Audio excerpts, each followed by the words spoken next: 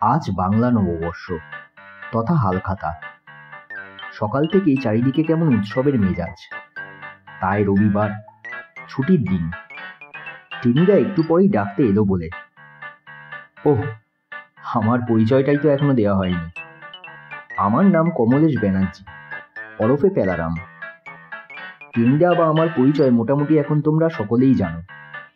আমাদের সব গল্পই লেখক নারায়ণ গঙ্গোপাধ্যায় টেনিদা সমগ্র নামে বইতে লিখে রেখে গেছেন, এবং আনন্দ পাবলিশার্স থেকে প্রকাশিত সেই বইতে আমাদের নানান প্রকাশিত এবং অপ্রকাশিত ঘটনার কথা লেখা আছে।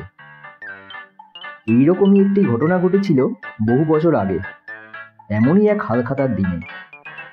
আজ সে গল্পই তোমাদের বলবো এই গল্পের মায়াজাল চ্যানেলে। ওই বলতে না বলতেই আবার টেনিদা ডাকছে। আচ্ছা, তোমরা তাহলে গল্পটা শোনো, আমি আসি।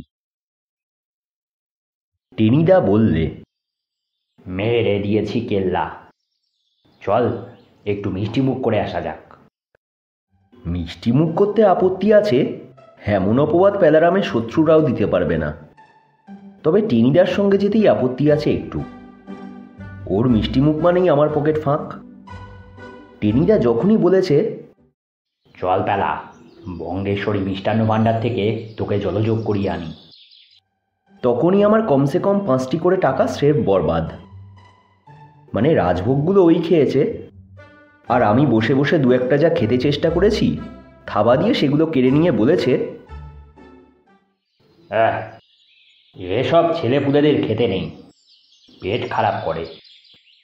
এতএব গেলাস 2 জল খেয়েই আমায় উঠে আসতে হয়েছে। একেবারে খাঁটি জলযোগ যাকে বলে। তাই টেনিদার প্রস্তাব কানে যেতেই আমি 3 পা পিছিয়ে গেলাম। বললাম, আমার শরীর ভালো নেই, আমি এখন মামা বাড়ি যাচ্ছি।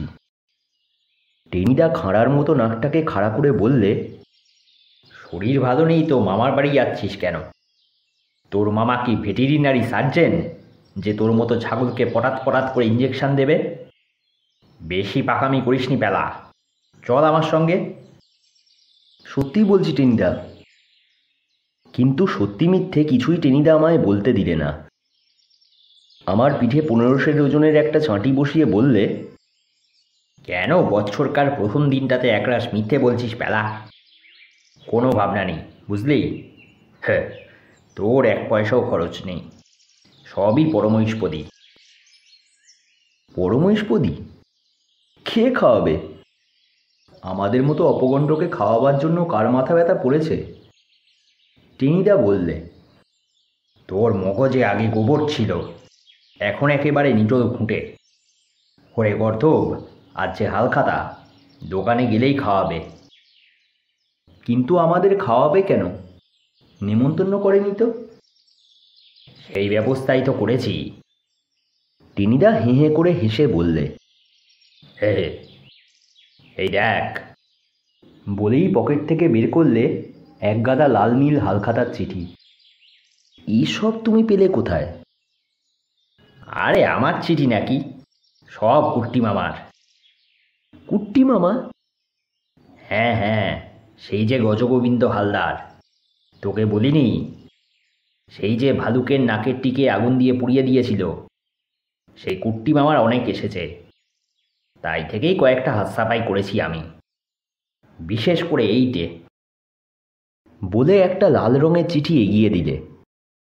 তাতে নতুন খাতা, মহরত টহরত এইসব বাঁধাগতের তলায় কালি দিয়ে লেখা আছে, প্রিয় গজগোবিন্দ বাবু, অবশ্য আসিবেন। মাংস, পোলাও, দই, রসগোল্লার বিশেষ ব্যবস্থা হইয়াছে। ইতি আপনাদের চন্দ্রকান্ত চাকলাদার, প্রোপ্রাইটার, নাসিকামোহন নস্য কোম্পানি। টেনিদার চোখ চকচক করে উঠল। দেখছিস তো ক্যাটের ব্যবস্থাখানা, এমন সুযোগ ছাড়তে নেই। তবে একা খেয়ে সুবিধে হবে না, তাই তোকেও সঙ্গে করে নিয়ে যেতে চাইছি। কিন্তু টেনিদা মুখটাকে গন্ডারের মতো করে বললে, আবার কিন্তু কি রে? পটল দিয়ে শিঙি মাছের ঝোল খেয়ে খেয়ে তুই দেখছি একটা পটলের দোলমা হয়ে গেছিস। মাংস পোলাও খেতে পাবি, তাতে আবার এত ঘাবড়ে যাচ্ছিস কেন? আমি বলছিলাম হালখাতায় গেলে নাকি টাকা ফাকা দিতে হয়। না দিলেই হলো। দোকানদারেরা এই সময় ভারী জব্দ থাকে, জানিস তো। যত টাকাই পাও না থাক না কেন, মুখ ফুটে চাইতে পারে না। যত খুশি খেয়ে আয়, হাসি মুখে বলবে, হাত দুটো মিহিদানা দেবো স্যার। চল পেলা, এমন মৌকা ছাড়তে নেই। ভেবে দেখলুম ছাড়া উচিত নয়। আমি টেনিদার সঙ্গই নিলাম। প্রথম দু এক জায়গায় খুচরো খাওয়া দাওয়া হলো। এক গ্লাস ঘোলের শরবত, দুটো একটা মিষ্টি, এই সব। দোকানদারেরা অবশ্য আটচোখে টাকার থালার দিকে তাকিয়ে দেখছিল আমরা কি দিই। আমরা ওসব ভ্রুক্ষেপ না করে নিজেদের কাজ ম্যানেজ করে গেলাম। অর্থাৎ যতটা পারা যায় রসগোল্লা, গোলের শরবত, ডাবের জল এসব সেঁটে নিলাম। এক আধজন বেশ বেজার হলো।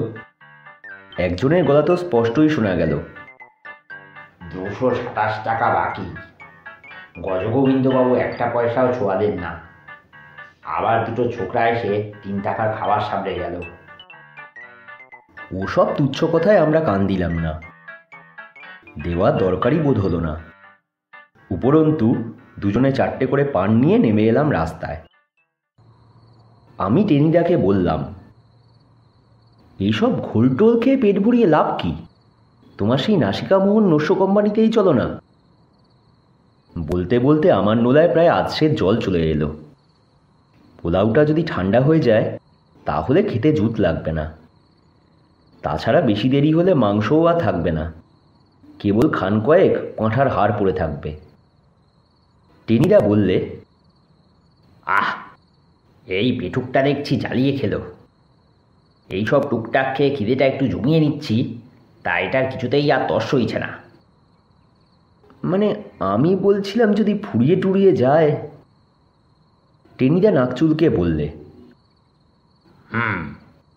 সেও একটা কথা বটে। আচ্ছা চল, যাওয়া যাক। ঠিকানা বাগবাজারের, তাও কি এক গুলির মধ্যে। অনেক খুঁজে খুঁজে বের করতে হলো।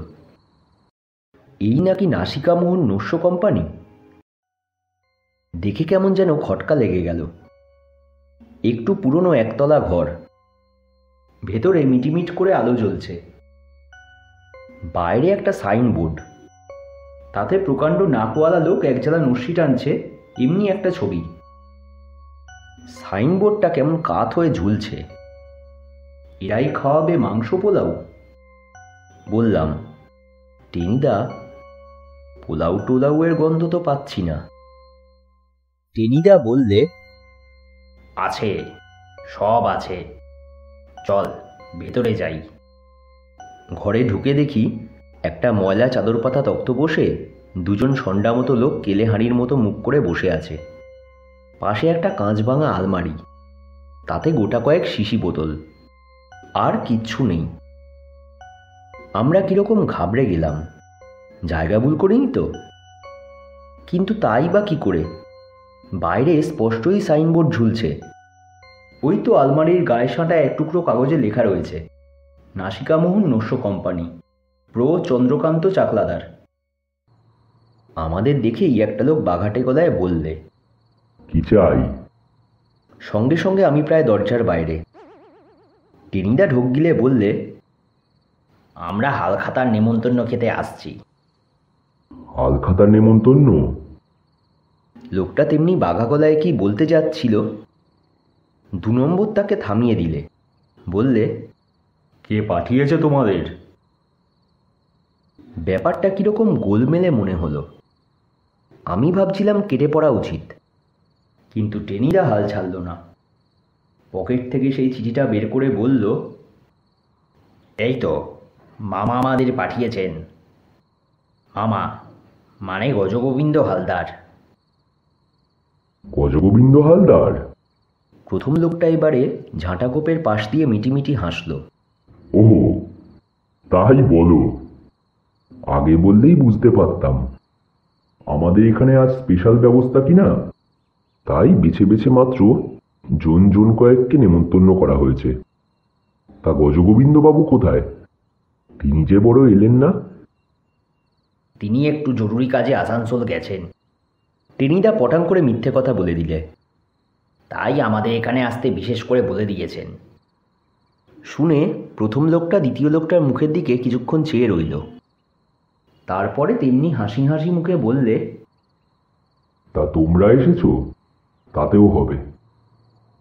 এসো এসো। লোকটা উঠে দাঁড়ালো। ভেতরের ঘরে। সেখানেই বিরিয়ানি পোলাও আর মোগলাই কালিয়ার ব্যবস্থা হয়েছে কিনা? এসো, চলে এসো, নইলে ঠান্ডা হয়ে যাবে। টেনিদা বললে, আয় পেলা।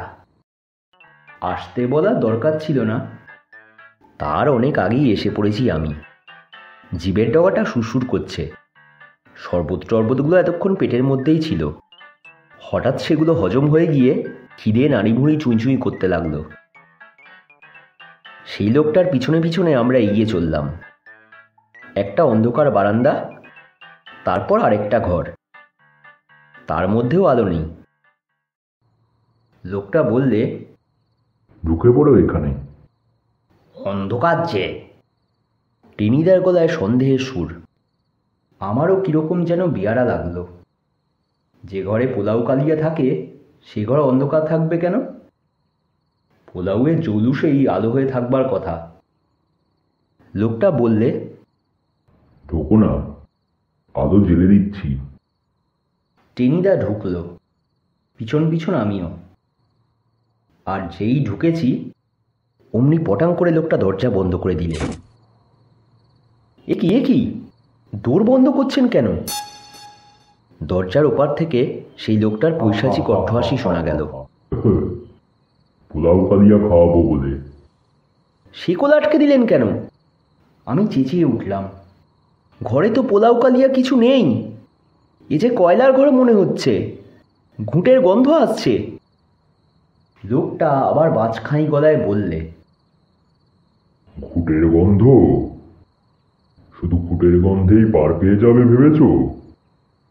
এরপরে 3টি বাছা বাছা গুন্ডা আসবে, দেবে রাম ঠেঙানি, যাকে বলে আড়ং ধোলাই।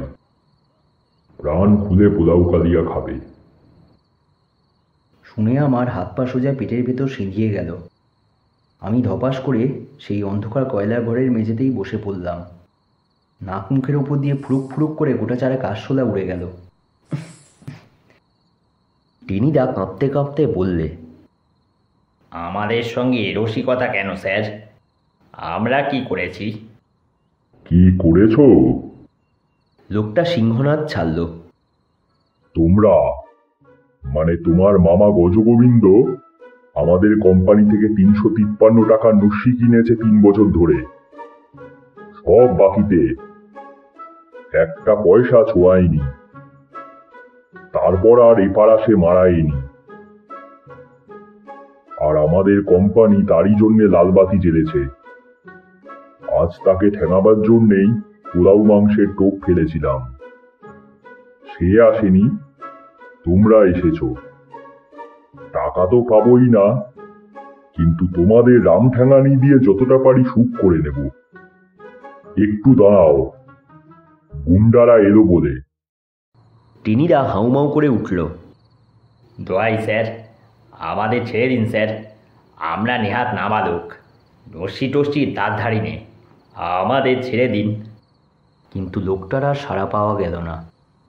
দরজায় শিকল দিয়ে বেমালুম সরে পড়েছে। গুন্ডা ডাকতেই গেছে খুব সম্ভব।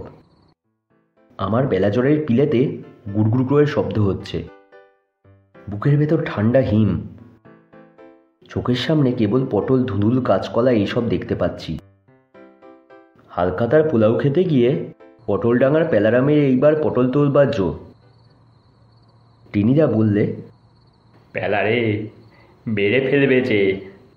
গলা দিয়ে কেবল কুঁই করে খানিকটা আওয়াজ বেরুলো। ওরে বাবা, পায়ের ওপর দিয়ে ছুঁচো দৌড়চ্ছে, এরপরে লাঠি দৌড়বে। অনেক কষ্টে আমি বলতে পারলাম। টেনিদা দরজাটার ওপর দুমদুম করে লাথি ছুটতে লাগলো।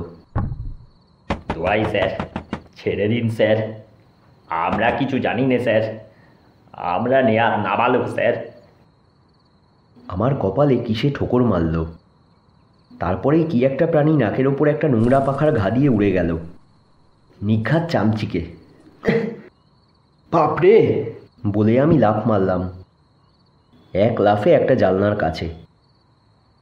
আর সঙ্গে সঙ্গেই আবিষ্কার করলাম জানালার দুটো গরাদ ভাঙা, অর্থাৎ গেলে বেরিয়ে যাওয়া যায়। টেনিদা তখনও প্রাণপণে ধাক্কাচ্ছে। বললাম, টেনিদা, এখানে একটা ভাঙা জানালা। কই, কোথায়? এই তো। বলেই আমি জানালার দিকে 2 নম্বর লাফ, আর সঙ্গে সঙ্গে একেবারে ডাস্টবিনে রাজ্যের দুর্গন্ধ আবর্জনার ভেতর। টেনিদাও আমার ঘাড়ের ওপর এসে পড়ল পর মুহূর্তে, আর তক্ষুনি উল্টে গেল ডাস্টবিন।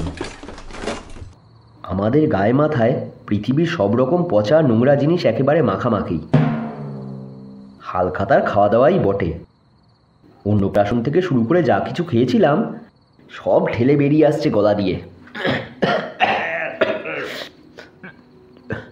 কিন্তু বমি করারও সময় নেই। পিছনে একটা কুকুর তাড়া করেছে। কারা যেন বলছে, চোর চোর। সর্বাঙ্গে সেই পচা আবর্জনা মেখে প্রাণপণে ছুটতে আরম্ভ করেছি আমরা, সোজা বড় রাস্তার দিকে। সেখান থেকে একেবারে গিয়ে গঙ্গায় নামতে হবে। পুরো 2 ঘন্টা চার না করলে গায়ের গন্ধ যাওয়ার সম্ভাবনা নেই। কি কেমন লাগলো হালখাতার খাওয়া দাওয়া? ভালো লাগলে অবশ্যই কমেন্ট বক্সে জানিও, এবং এরকম যদি আমাদের আরো গল্প শুনতে চাও তাহলে চ্যানেলটিকে সাবস্ক্রাইব করতে ভুলো না। তবে আজকের মতো আসি। নতুন বছর সকলের খুব ভালো কাটুক। অসংখ্য ধন্যবাদ।